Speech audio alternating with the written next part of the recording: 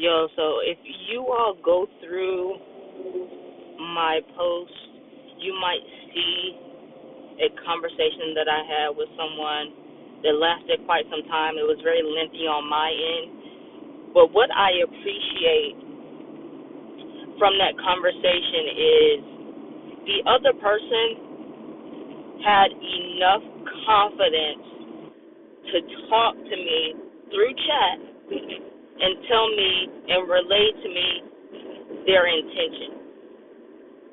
Now, somewhere in there, it may have resulted to some things that I didn't like.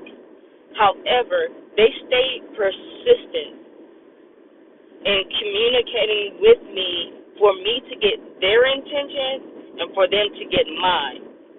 Did we end on the same page? No. That's what I like the most.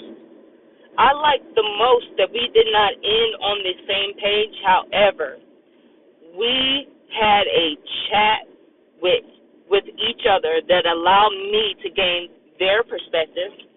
They gained my perspective. We agreed to disagree and left it at that.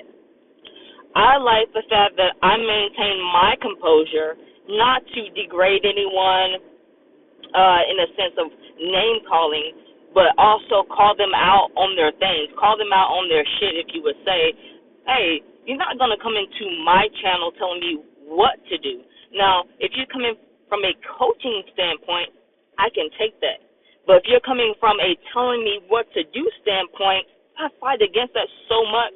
And that might be an area that I need to work on. However, coaches know how to interact with people that help them to engage to see their failures, their flaws, and their zones to work on. When you do not have that coaching mentality and you just tell people what to do, you get the response that you get. I'm not going to apologize for that, but I am going to give a kudos to both of us for talking through a situation that we may not have liked. However, we respected one another to get to I agree but disagree.